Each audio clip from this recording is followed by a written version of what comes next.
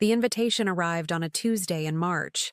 Cream-colored cardstock with gold embossing that probably cost more per piece than I spent on groceries in a week. Mr. and Mrs. Ryan Richardson request the honor of your presence. I had to read it twice before I realized my son was getting married and I was being informed, not consulted. No phone call, no visit. Just an invitation in the mail like I was a distant relative they felt obligated to include. I set it on my kitchen counter next to the stack of past due notices and stared at it for a long time. Ryan was 28 now, successful in his tech job, living in a downtown loft that cost more in monthly rent than I made in 6 months at the insurance office. He'd been with Barbara for 3 years, and I'd met her exactly twice. Both times brief, awkward encounters where she looked at my small apartment and my discount store clothes with the kind of polite disgust wealthy people perfect. The wedding was set for June 15th, a Saturday, at the country club where Barbara's family held membership and where, I was certain, I would stick out like a grass stain on white linen. I called Ryan that evening. "Oh, hey Mom." His voice had that distracted quality it always carried when he talked to me, like he was simultaneously checking emails or scrolling through his phone. "You got the invitation." "I did. Congratulations, honey. Barbara seems lovely." A pause. "Yeah, she is. Listen, about the wedding. I'm so happy for you both. When would be a good time to help with planning? I know these things can be expensive, and I've been saving—" "Mom, stop." His voice sharpened. "We don't need help. Barbara's parents are handling everything. It's all taken care of. I'm not talking about money, Ryan. I'm talking about being involved. Mother-son dance, helping choose flowers, tasting cake. We've already done all that. Look, just show up on the day, okay? Wear something nice but not too, conservative. Barbara's family is pretty traditional. Something nice but not too me." I understood perfectly. "Of course," I said, my voice steady despite the familiar ache spreading through my chest. "I wouldn't want to embarrass anyone." "It's not about embarrassing. Never mind. I have to go. Barbara's making dinner." The line went dead, and I sat in my silent apartment, staring at the invitation. In the corner, in small print, it said black tie optional. I had never owned anything that could pass for black tie. My one decent dress was navy blue and 5 years old, purchased for Ryan's college graduation. Over the next 3 months, I saved every penny I could. I skipped meals, walked to work instead of taking the bus, canceled my cable subscription. By May, I had enough to buy a dress that wouldn't humiliate my son on his wedding day. Deep emerald green, simple but elegant, from a department store that was several steps up from my usual thrift shop finds. I even splurged on new shoes and had my graying hair professionally styled for the first time in years. I wanted to look like I belonged, like I was worthy of being Ryan's mother. The morning of the wedding, I stood in front of my bathroom mirror and barely recognized myself. The woman staring back looked polished, dignified. For a moment, I let myself imagine Ryan's face when he saw me. Maybe a flicker of pride. A moment where he introduced me to his new in-laws without that subtle wince I'd grown accustomed to. The country club sat on perfectly manicured grounds that rolled toward a small lake. Luxury cars lined the circular drive. BMWs, Mercedes, a few Teslas. My 15-year-old Honda Civic, freshly washed but still obviously ancient, looked like it had wandered into the wrong zip code. Inside, the lobby gleamed with marble and crystal. Guests mingled in clusters, their laughter echoing off high ceilings. The women wore designer dresses and jewelry that caught the light with every movement. The men had the relaxed confidence that comes with never having to check your bank balance before making a purchase. I spotted Ryan near the main staircase, resplendent in his black tuxedo, his dark hair perfectly styled. He was laughing at something Barbara's father was saying, his head thrown back in genuine amusement. Barbara stood beside him in a wedding dress that probably cost more than my annual salary, radiant and perfect. They looked like they belonged in a magazine spread. I made my way over, my new shoes clicking against the marble floor. As I approached, Ryan's gaze found mine, and for just a moment, his smile faltered. Not with recognition or warmth, but with something that looked disturbingly like resignation. "Mom," he said, his voice carefully neutral, You made it. You look so handsome, I said, reaching up to straighten his bow tie, a gesture I'd done 1,000 times when he was younger. But now he stepped back slightly, just enough to break the contact. Thanks. You look nice. The pause before nice lasted just long enough to sting. Barbara's father, a distinguished man with silver hair and a golf tan, extended his hand. You must be Ryan's mother. Tom Whitmore. Catherine Morris, I replied, shaking his hand. Congratulations on gaining such a wonderful son-in-law. Indeed. His smile was polite but distant. Ryan tells us you work in insurance? I do. Data entry, mostly. I had learned not to oversell my modest position. But today, I'm just the proud mother of the groom. Tom nodded and immediately turned his attention back to Ryan, launching into a story about the golf course at his vacation home in Hilton Head. I stood there for another moment, invisible again, before quietly moving away. The ceremony was beautiful. Ryan's eyes never left Barbara as she walked down the aisle, and when they exchanged vows, there was a love in his voice that I remembered from when he was small and would tell me about his day at school. But those moments felt like they belonged to someone else's son, someone else's life. I sat in the third row, behind Barbara's extended family and Ryan's college friends. No one saved me a seat in the front row. No one seemed to notice I was there at all. After the ceremony, as guests moved toward the reception hall, I lingered in the chapel, straightening my dress and trying to prepare myself for what came next. The reception would be harder. More time to feel out of place. More opportunities for small humiliations. But I was Ryan's mother. This was his wedding day. I would endure whatever came next, because that's what mothers do. I had no idea that in a few hours, I would discover there were limits to what even a mother's love could endure. The reception hall was a vision of understated elegance. White linens, crystal stemware, and centerpieces that looked like they'd been arranged by florists who charged more per hour than I made in a day. Round tables for 8 dotted the room, each one a careful ecosystem of social hierarchy. I found my name card at table 7, tucked in the back corner near the kitchen doors. The other seats were occupied by what appeared to be Barbara's distant relatives, an elderly aunt with a hearing aid, a couple who looked uncomfortable in their formal wear, and several empty chairs that suggested even the C-list guests hadn't all bothered to show up. At table 1, directly in front of the head table where Ryan and Barbara would sit, were the Whitmores and their closest family friends. Table 2 held Ryan's college buddies and their wives. Table 3, Barbara's sorority sisters. I watched the careful choreography of wealth and connection, understanding exactly where I ranked in my son's new world. Excuse me, are you Ryan's mother? The voice belonged to a woman in her 60s with kind eyes and an apologetic smile. I'm Margaret, Barbara's great-aunt. I was hoping to sit with someone who knows the groom. Catherine, I replied, grateful for any friendly face. Please, join me. As we settled in, Margaret leaned closer. Between you and me, I feel a bit out of place here. All this... She gestured at the opulence around us. It's beautiful, but it's not exactly my cup of tea. It's Ryan's special day, I said automatically. That's what matters. The cocktail hour stretched on, and I watched my son work the room like a politician. He moved from table to table, shaking hands, sharing laughs, playing the perfect groom. But as the minutes ticked by, I noticed something that made my chest tighten. He visited every table except mine. I told myself he was saving the best for last. I told myself he was busy. I told myself anything that would keep the growing hollow feeling in my stomach from expanding.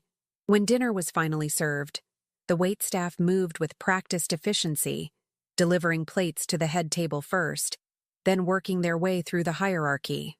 Tables 1 through 6 received their meals, beautifully plated salmon with asparagus and roasted potatoes, the food still steaming. By the time they reached our table, the kitchen was clearly running behind. Margaret received her plate, lukewarm but presentable. The elderly aunt got hers next. Then the uncomfortable couple. And then they ran out. I'm so sorry, the server said, looking genuinely embarrassed. There was a miscommunication in the kitchen. Your meals will be out in just a few minutes. 20 minutes passed. Then 30. Around us, the other guests had finished eating and moved on to toasts and speeches. I sat with my empty place setting, my stomach growling quietly, watching my son laugh at his new father-in-law's jokes.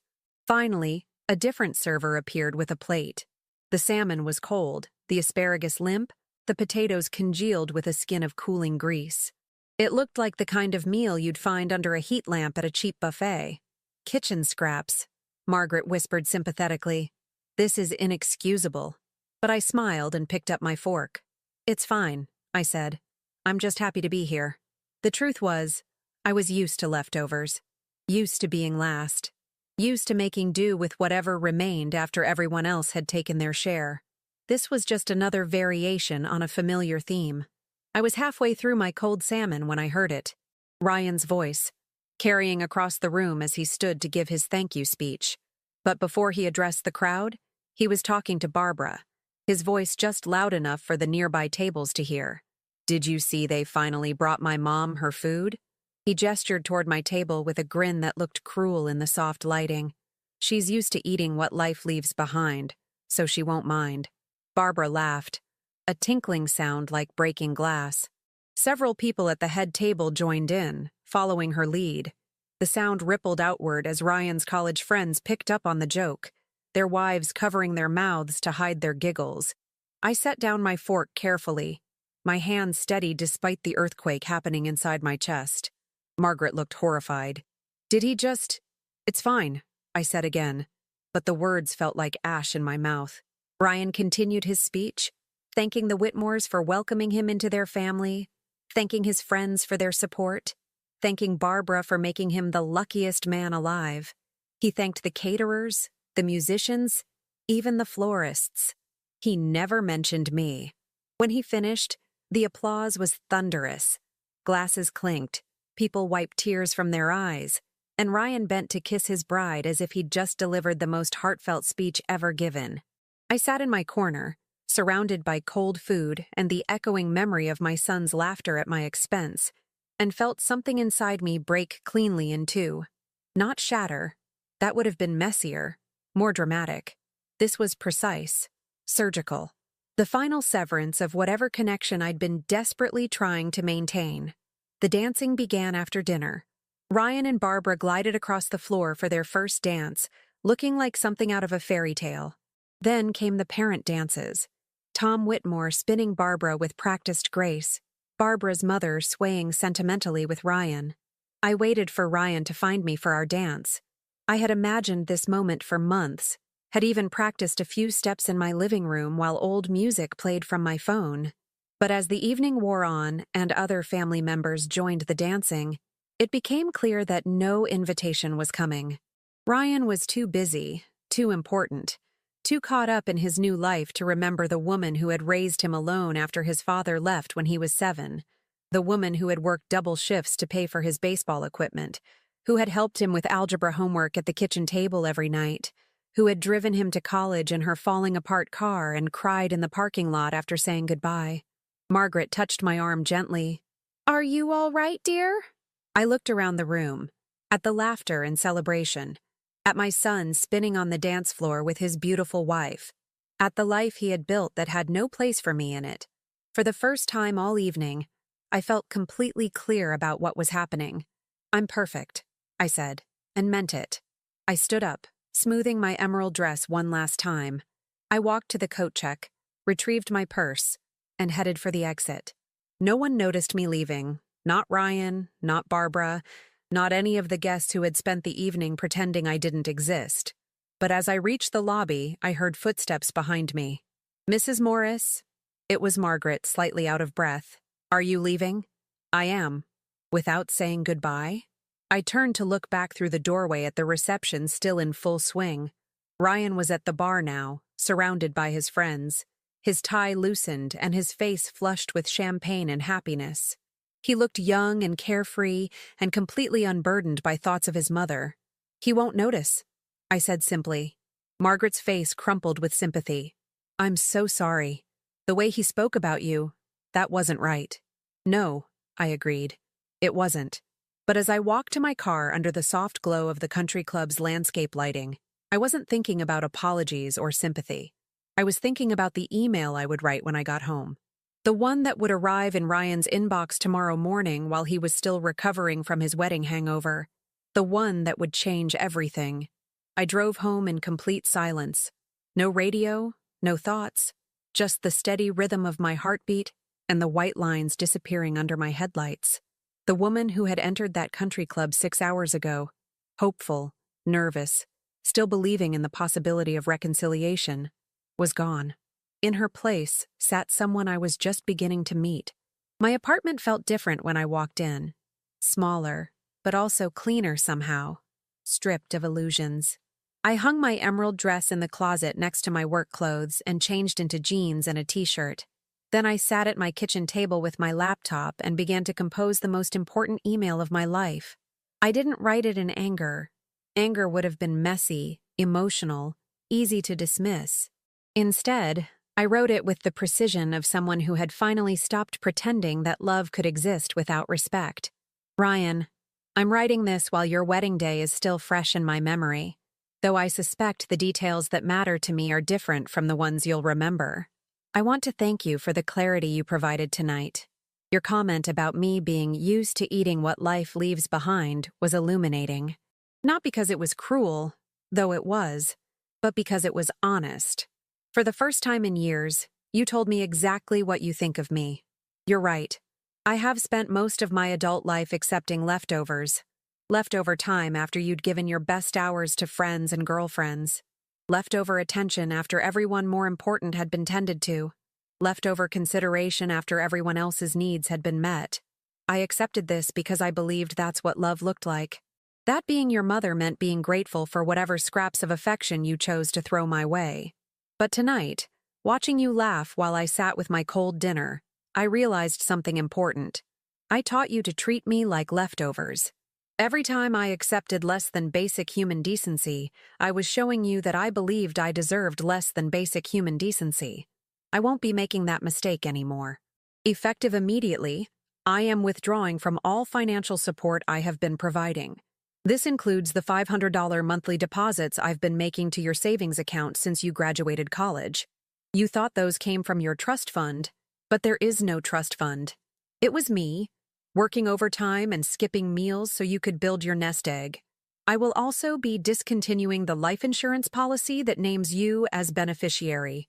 The policy I've maintained for 12 years, paying premiums that often meant I had to choose between groceries and gas. I am canceling the credit card I opened for your emergencies, the one you've used 17 times in the past 2 years, for everything from car repairs to vacation deposits, always with promises to pay me back that somehow never materialized. Most importantly, I am selling the house. Yes, Ryan, I own the house where you grew up, the house you assume will someday be yours. I never told you this because I wanted you to succeed on your own merits, not because you were waiting for an inheritance. The house is worth approximately $340,000 in today's market. I plan to sell it within the next 6 months. I will be using that money to travel, to live, to finally experience some of the things I postponed while I was busy being invisible in your life. You asked me once why I never remarried after your father left. The truth is, I was so busy being your mother that I forgot to be anything else. I poured everything I had into raising you, believing that someday you would see all the sacrifices as acts of love rather than signs of weakness. I was wrong about many things, but I was especially wrong about this. I thought that if I loved you enough, you would eventually love me back. Not as the woman who cleaned your messes and funded your mistakes, but as a person worthy of basic respect. Tonight, you made it clear that will never happen. I'm not angry, Ryan. Anger implies that I expected better. Instead, I'm grateful. You've freed me from the exhausting work of trying to earn love from someone incapable of giving it. Don't mistake this for a threat or an attempt at manipulation. I'm not looking for an apology or trying to punish you into better behavior. I'm simply informing you that the Bank of Mom is permanently closed. I hope your marriage brings you happiness. I hope Barbara gives you everything you need. And I hope that someday, when you have children of your own, you'll understand the difference between loving someone and respecting them. You will always be my son, but I will no longer be your safety net. Catherine. I read the email 3 times before sending it. Each word was measured, deliberate, true. There was no pleading, no room for negotiation, no hidden message begging him to prove me wrong. At 3:47 a.m., I clicked send. Then I poured myself a glass of wine, the expensive bottle I'd been saving for a special occasion that never came, and began planning my new life. By Sunday afternoon, I had contacted a realtor. By Monday, I had found a financial advisor. By Tuesday, I had started researching extended stay apartments in cities I'd never visited. By Wednesday, I had scheduled vacation days for the first time in 3 years. Ryan's response came Thursday morning, exactly as I had predicted it would. "Mom, what the hell is this email? Are you having some kind of breakdown? I think you misunderstood what happened at the wedding. It was just a joke. Everyone was laughing, not just at you. You're being way too sensitive about this. Can we talk like adults? I know you're upset, but selling the house is insane. That's my inheritance you're talking about. Dad would roll over in his grave if he knew you were threatening to give away my future like this. Barbara thinks you might be having some kind of midlife crisis. She knows a therapist who specializes in women your age who are struggling with empty nest syndrome. I can set up an appointment if you want. Let's just calm down and talk this through. I'll come over Sunday and we can figure this out. Ryan." I deleted the email without responding. Saturday brought another message, this one shorter and more demanding. "Mom, I've been trying to call you for 2 days. Pick up your phone. We need to discuss this house situation before you do something stupid. I talked to a lawyer and you can't just cut me out of my inheritance like this. Call me back." I had changed my phone number on Friday. Sunday's email was different in tone. "Catherine, I'm sorry for what I said at the wedding. I was drunk and I wasn't thinking.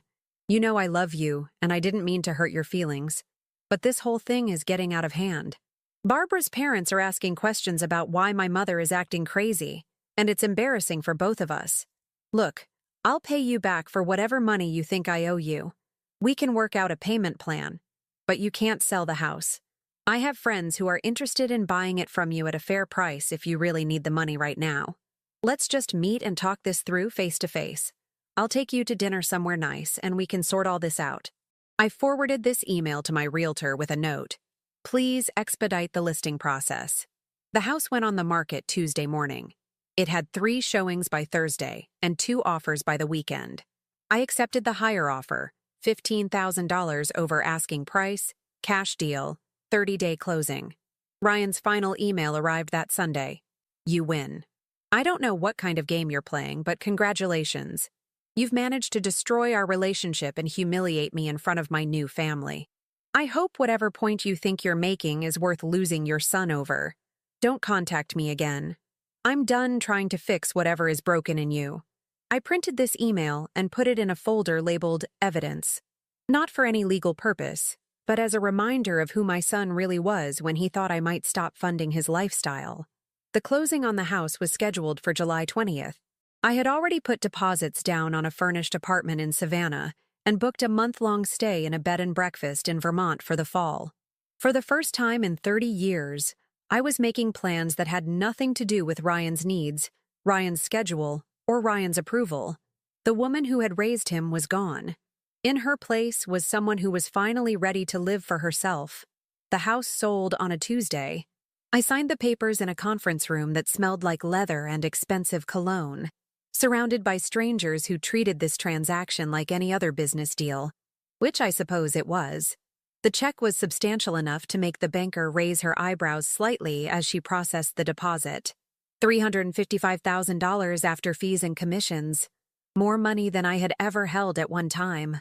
More money than Ryan had ever imagined I possessed. I drove past the house one last time after the closing.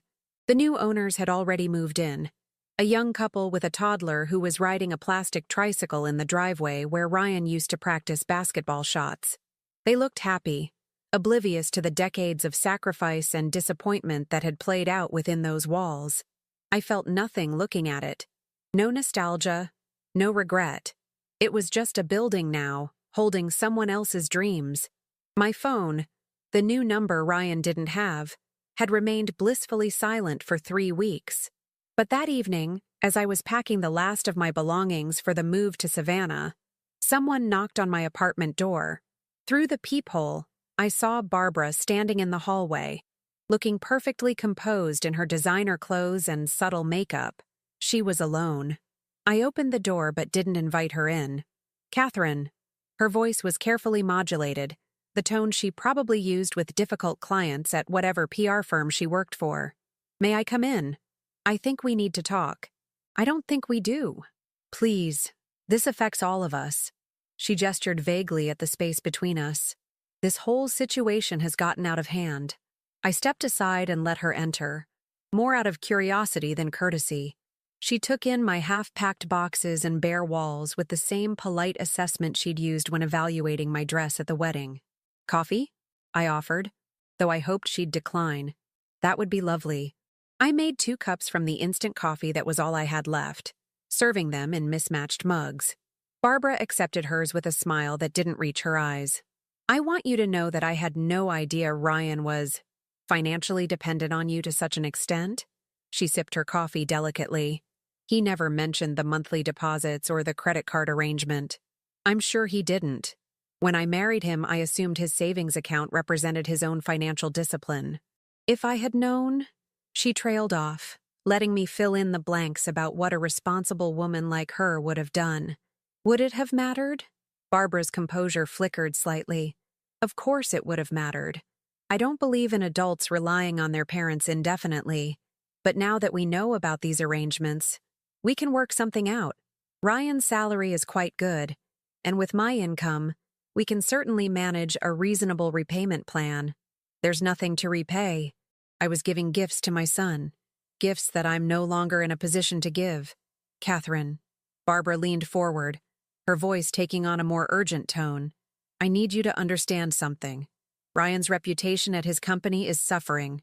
When he couldn't make his car payment last month because of this misunderstanding, he had to borrow money from his boss. That's not the kind of thing that looks good when promotion time comes around." I waited for her to continue, my face neutral. "The credit card situation has been particularly problematic. He had several automatic payments set up, his gym membership, his professional development courses. Even our honeymoon was partially charged to that card. When those payments started bouncing, it created complications. I can imagine. We had to move out of our loft. The rent was..." She gestured helplessly. "We're staying with my parents temporarily while we figure out our housing situation." This was new information. Ryan and Barbara, the golden couple, living in his in-laws' guest room because the Bank of Mom had closed permanently. "I'm sorry to hear that." "Are you?" For the first time, Barbara's mask slipped completely. "Because honestly, Catherine, I don't think you are. I think you're enjoying this." I considered her words carefully. Was I enjoying it? Ryan's financial scrambling, his damaged reputation, his wounded pride? "I'm not enjoying his difficulties," I said finally. "But I'm not responsible for them either. Ryan is 38 years old. If he can't manage his finances without his mother's secret subsidies, that's a problem he created." "He's 28, Barbara corrected sharply. "No, Barbara, he's 28 in years lived, but he's never had to be an adult because I kept solving his problems before he even knew he had them. I did him no favors by making his life so easy that he forgot how to stand on his own." Barbara set down her coffee cup with a sharp clink. "So this is some kind of lesson? Tough love? This is me stepping aside and letting him experience the natural consequences of his choices. And what about the house? That's not a natural consequence. That's vindictive." I looked at this perfectly groomed woman who had married my son for love, but stayed married to him because she thought he came with financial security she hadn't had to provide herself. The house was mine to sell. I earned it. I paid for it. I maintained it. Ryan assumed it would someday be his, but assumptions aren't legal documents. "But surely..." "Barbara." I stood up, signaling that this conversation was over. "Ryan made his position clear at your wedding. I'm used to eating what life leaves behind. Well, I've decided I'm not hungry for leftovers anymore." She stared at me for a long moment, and I could see her recalibrating, trying to find an angle that might work where direct appeal had failed. "What if Ryan apologized?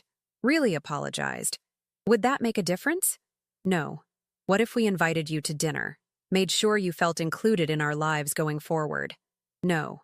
Then what do you want? The question came out as almost a shout, her composure finally cracking completely. What would it take for you to stop punishing him? I'm not punishing him, Barbara. I'm just not rescuing him anymore. There's a difference. She gathered her purse and stood, her movements sharp with frustration. You know what I think? I think you're bitter because your life didn't turn out the way you wanted it to, and now you're taking it out on Ryan because he's successful and happy. I walked her to the door, unmoved by her analysis. Ryan's success was built on a foundation I provided without his knowledge. His happiness was subsidized by my poverty. Now we'll see what he can build on his own. After she left, I finished packing in peace. The next morning, I loaded my car with everything I owned that mattered. 2 suitcases, a box of books, and my laptop, and drove south toward a life I had never imagined possible. In Savannah, I rented a small apartment 4 blocks from the river. The rent was reasonable, the neighborhood was walkable, and for the first time in decades I could afford it without sacrificing other necessities. I found a part-time job at a local bookstore. Nothing glamorous, but enough to supplement my savings while I figured out what came next. The owner, a woman named Rita who was about my age, offered me the position the same day I applied. You seem like someone who understands that books are more than just inventory, she said after our brief interview. For 3 months, I lived quietly, anonymously, peacefully. I read books I'd never had time for, took long walks along the river, learned to cook meals for one person without feeling sorry for myself. I heard nothing from Ryan, which was exactly what I expected. But then, on a Thursday afternoon in October, Rita handed me a phone message. Someone called looking for you. Said he was your son. He sounded... She paused, searching for the right word. Desperate. I stared at the phone message for a long time. Ryan had somehow tracked me down, found the bookstore, convinced Rita to take a message. The fact that he'd gone to such lengths told me everything I needed to know about his current state of desperation. Did he say what he wanted? I asked Rita. Just that it was urgent and he needed to speak with you. He left a number. She studied my face carefully. You don't look happy about hearing from him. I'm not. Family's complicated, she said with the wisdom of someone who'd lived long enough to understand that blood doesn't automatically create bonds worth maintaining. I folded the message and put it in my pocket. 3 hours later, as I was shelving returns in the poetry section, I threw it away. But Ryan wasn't the type to give up easily when he needed something. 2 days later, he appeared at the bookstore in person. I was helping a customer find a biography when I looked up and saw him standing near the front door, scanning the store. He looked terrible, thinner than I remembered. His clothes wrinkled, his usual confident posture replaced by something that resembled panic. I finished with my customer and walked over to him, my expression neutral. Ryan. Mom. His voice cracked slightly on the word. Thank God. I've been trying to find you for weeks. I heard. What do you want? He glanced around the store, taking in my name tag, my sensible shoes, the life I'd built without him. Can we talk somewhere private? We can talk here. Please, this is important. There's a coffee shop next door. I'm working. Then, after work. I'll wait. I looked at this man who had once been my little boy, who used to crawl into my bed during thunderstorms and tell me I was the best mom in the world. That child was gone, replaced by someone who only remembered I existed when he needed something. I get off at 6. The coffee shop closes at 7. You have 1 hour. Relief flooded his face. Thank you. I'll be waiting. At 6:01, I found him at a corner table, 2 cups already ordered. He'd gotten me a latte with extra foam, the way I used to drink them when he was in high school and we'd occasionally go to the mall together.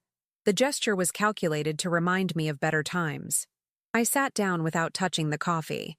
You look good, he said. Rested. What do you want, Ryan? He took a breath, composing himself. When he spoke, his voice had the rehearsed quality of someone who'd practiced this conversation multiple times. I want to apologize. For everything. The wedding, the way I spoke to you, the way I took you for granted all these years. I was wrong, and I'm sorry. I waited for more. I know I hurt you, and I know saying sorry doesn't fix everything that's happened. But I'm hoping we can start over, build a better relationship going forward. Are you? Yes.